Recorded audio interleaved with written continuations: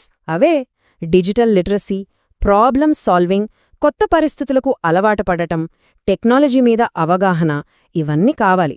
School లెవెల్లోనే వీటికి దూరంగా ఉంటే మరి ఫ్యూచర్కి ఎలా రెడీ అవుతారు? ఈ స్కిల్స్ లేకపోతే ఫ్యూచర్లో కాంపిటీషన్ని తట్టుకోవడమనేది అసాధ్యం. సింపుల్గా చెప్పాలంటే మిగతా వాళ్లతో పోలిస్తే చాలా వెనకబడిపోతారు. ఇంకో పెద్ద ప్రమాదముంది.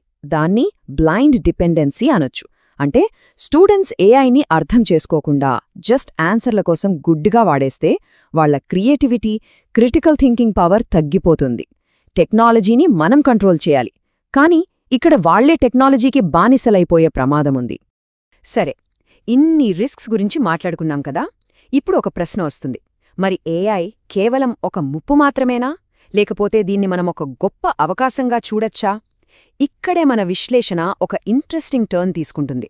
ఆర్టిఫిషియల్ ఇంటెలిజెన్స్తో మనకున్న రిలేషన్షిప్ని మళ్లీ ఒకసారి చూసుకోవాల్సిన టైం వచ్చింది. ఈ కొటేషన్ చూడండి. మన లక్ష్యం మనిషి తెలివితేటలను రీప్లేస్ చేయడం కాదు, దాన్ని ఆర్టిఫిషియల్ ఇంటెలిజెన్స్తో కలపడం. దీని అర్థం చాలా సింపుల్. మనం ఏఐతో పోటీ పడక్కర్లేదు, దానితో కలిసి పనిచేయాలి. అందుకే ఏఐని ఒక థ్రెట్లా చూడటం ఆపేసి దాన్ని ఒక మంచి అవకాశంగా, ఒక పవర్ఫుల్ టూల్గా చూడటం మొదలుపెట్టాలి. దీన్ని గనక సరిగ్గా వాడుకోగలిగితే టీచర్లు, స్టూడెంట్స్ ఇద్దరూ అద్భుతాలు చేయొచ్చు. ఎందుకంటే ఎడ్యుకేషన్ అంటే జస్ట్ ఇన్ఫర్మేషన్ ఇవ్వడం కాదు కదా. టెక్నాలజీ ఎప్పటికీ రీప్లేస్ చెయ్యలేని కొన్ని విషయాలున్నాయి. అవేంటంటే విలువలు, నైతికత, క్రియేటివిటీ, మనుషుల మధ్య ఉండే కనెక్షన్. వీటిని డెవలప్ చేయడమే నిజమైన చదువు. సో ఫైనల్గా చెప్పేదేంటంటే, ఈ ఏఐ జనరేషన్లో మనం అప్డేట్ అవ్వడం అనేది ఒక ఆప్షన్ కాదు, అది కంపల్సరీ. మనం మార్పుకు తగ్గట్టు మారాలి, లేదంటే కనుమరుగైపోతాం. అయితే మరి ముందున్న దారేంటి?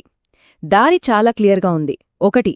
టీచర్లు ఎప్పటికప్పుడు కొత్త విషయాలు నేర్చుకుంటూ తమను తాము మార్చుకోవాలి. 2. స్టూడెంట్స్ కొత్త స్కిల్స్ నేర్చుకొని ఈ మార్పుకు అలవాటు పడాలి. 3. ఎడ్యుకేషనల్ ఇన్స్టిట్యూషన్స్ కొత్త ఐడియాలను ఎంకరేజ్ చేస్తూ ఈ మార్పుకు సపోర్టుగా నిలబడాలి. ఈ మాటలో చాలా అర్థముంది. ఇంత వేగంగా కదులుతున్న ప్రపంచంలో మనం కదలకుండా ఒకేచోట నిలబడితే అది వెనక్కి వెళ్ళినట్టే లెక్క. అందుకే మనం కూడా నిరంతరం నేర్చుకుంటూనే ముందుకు వెళ్ళాలి. ఒక విషయం ఎప్పుడూ గుర్తుంచుకోవాలి.